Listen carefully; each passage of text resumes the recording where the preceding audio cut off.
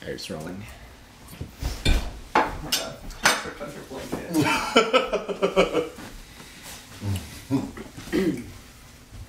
Wait, can I do things while this is filming? It's preferred that you stay in frame at all times. Well, yeah, I mean, I'm gonna stay in frame, but can I just fold those towels? Sure, yeah. Okay. That's fine. See me in my natural habitat. Yeah. As I fold other people's laundry.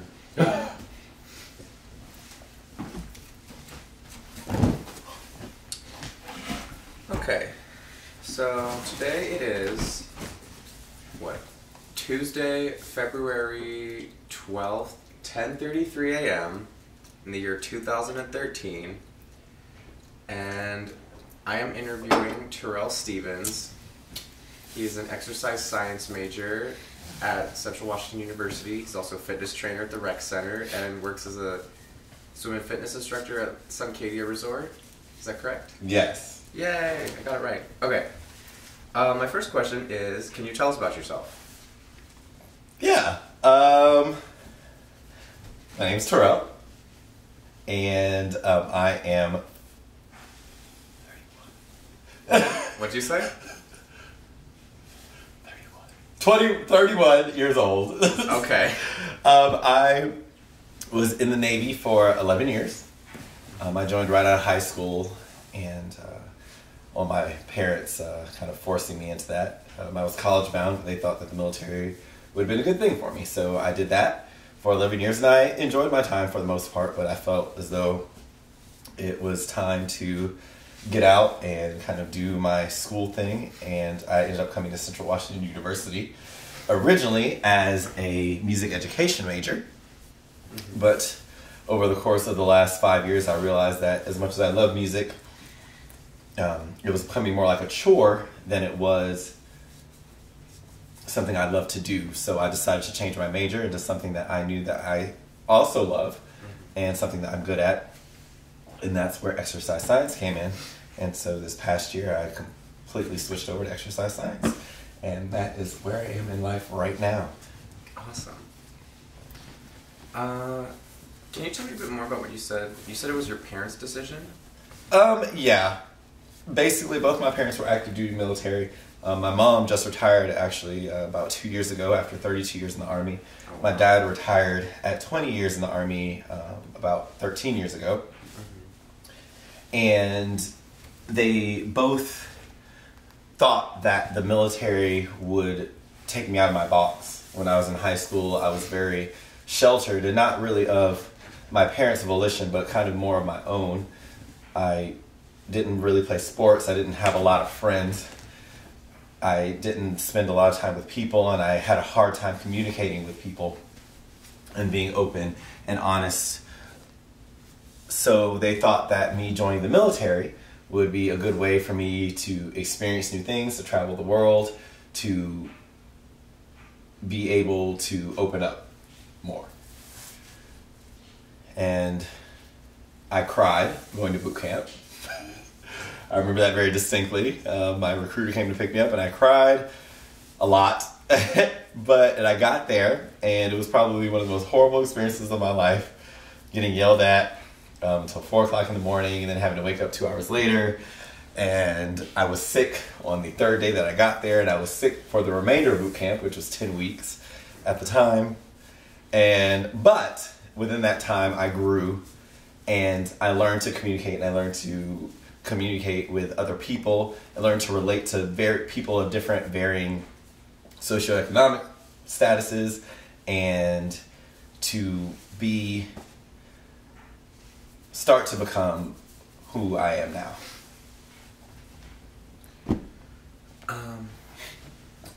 You said that you said you were able to identify with people of various socioeconomic backgrounds. Mm-hmm. Can you explain a bit more about that? Like, what background were you in? What background were they in? I would say that I was very middle class America, middle class, upper middle class, and both of my parents being in the military, it was definitely do a lot of people know the military has a lot of benefits, and they pay pretty well, and so I never really had to want or need for anything going to boot camp, I met people who grew up in ghettos, who grew up very poor. I met people who the military was their only choice besides going to jail. And so going into boot camp, I had never really experienced that part of life. I had never really experienced those types of people. And the group of people that I hung out with in high school, or the very small group of people I hung out with in high school, were from the same, way of life that I was. So I didn't really know how to relate to other people that had come from different varying areas. And so going to boot camp exposed me to those types of people, and I was able to learn to relate even a little bit, So that's that. Can you tell me more about this group of friends you had in high school? Yeah, well, it wasn't really a group, it was like 3. But it's a lot different than now. Now people look at me and they're like, oh my God, everybody knows Terrell. But back in high school, I had one friend, Adam Firetag. He was Jewish, and he lived in the same neighborhood that I did. His dad was a businessman, of course. Because probably should have said that, but in any case, but his family was very stereotypically Jewish. And so there was him, and then there was another friend that I had, Kevin. And I don't know how much detail I should go into with that, but Kevin was he was close. We were close, and can you go into a bit more detail about that? Well, we used to do things like we would go into the woods, because there were woods. We had a pond in our neighborhood, and we would go into the woods there, and we had built a tent out of sticks and sheets and things, and we would go into the woods and we would look at porn magazines together. And that was really interesting. I guess it was one of the moments that I realized that I started to come into the fact that I liked guys. And so that was kind of one of the defining moments, the things, and not that we really did anything overtly sexual, but there were definitely times where things got really, what I would consider now that moment right before you're about to make out with somebody or have sex with somebody, that moment where there's stillness and there's silence, and it's like, well, what's going to happen, And of course, I was always the one to be like, oh, no, can't go there, because of course I grew up in a very a Christian household, and as growing up as a black boy down south, you don't do that. That's not something that you do, and so I struggled with my sexuality for a very long time, but the moments that I had with Kevin were definitely moments where I started to realize my attraction to boys was more than just a phase, or more than something that I was just kind of going through. At the time, I thought it was more the devil tempting me, but such is the case of, growing up as a black boy in a Southern Baptist family down south. So, so when did you come out? When I was 22, I was seeing a girl at the time. We had been together for about 5 years. We had planned on getting married, and I ended up getting stationed in Bremerton, Washington, and I met who I consider now my gay mom. His name was Will, and he kind of introduced me into the world of gay.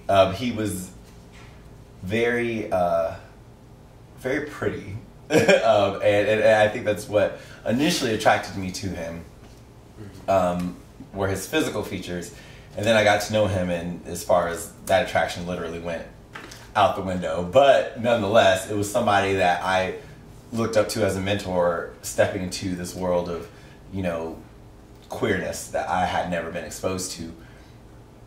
And this was probably,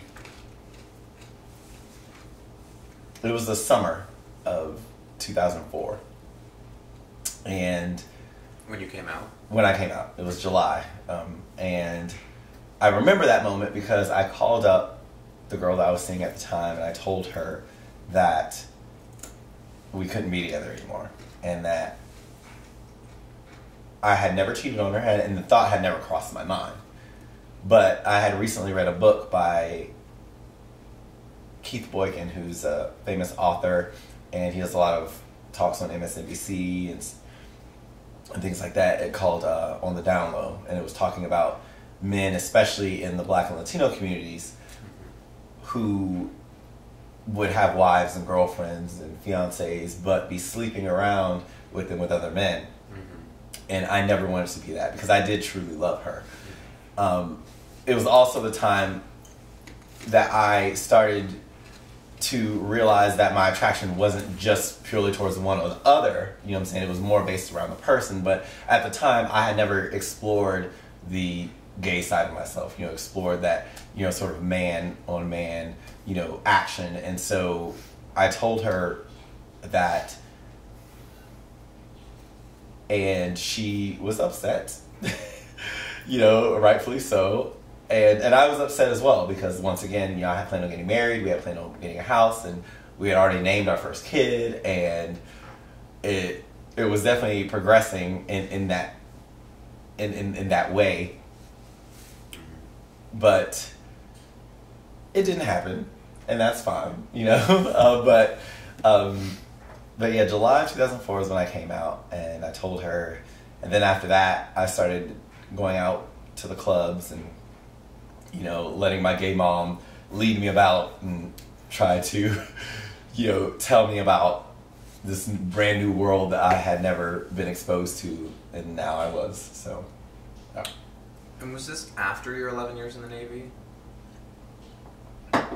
It was not. I was definitely, I was within my first 4 years in the Navy at that time. I had been in the Navy by that point in time for not even 4 years yet, actually. It had been about 3.5, because I joined September of 2000, or August of 2000, and this was July of 2004. So, yeah, so it had been 3.5 years that I was in the Navy. So I was in the beginning of my naval career at that point in time.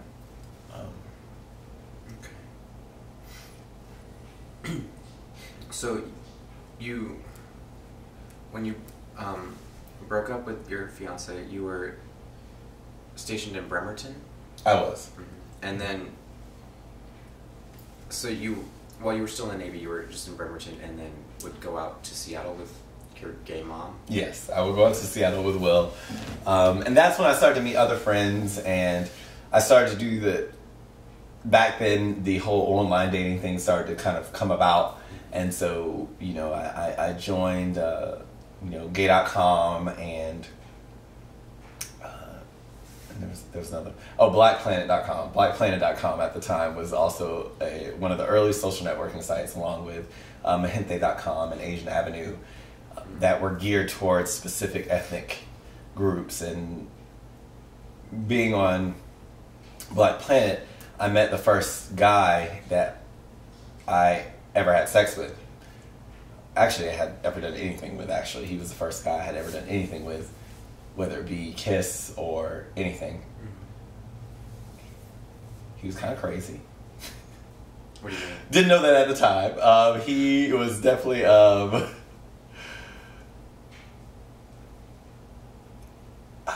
I wish there was one word to describe it other than crazy, but he was very clingy, very needy, and much more experienced than I was. So for me, it was, I didn't really know what I was getting into. And so because of that, and because I was so new, I don't want to say it was a bad experience because I don't count any experience in life as being bad. I definitely learned from it. But it definitely scared me away. And after seeing him for about a month, I called it off and he accused me of cheating on him and all these things, that I had never done anything like that. I mean, I was still very brave, and this was like November of 2004, and I had never done anything like that, you know, and he accused me of cheating on him, and he was stalking me and sending me emails from a random account that didn't have his name attached to it, and it was really, it was my first kind of soiree into, I guess, a gay relationship that ended very unusually. But from that experience, I ended up wanting to go back into the closet, because I was like, oh my God, if this is how it is, I don't want to be a part of this. God save me, you know, take this away, that sort of thing. And so, you know, it was interesting.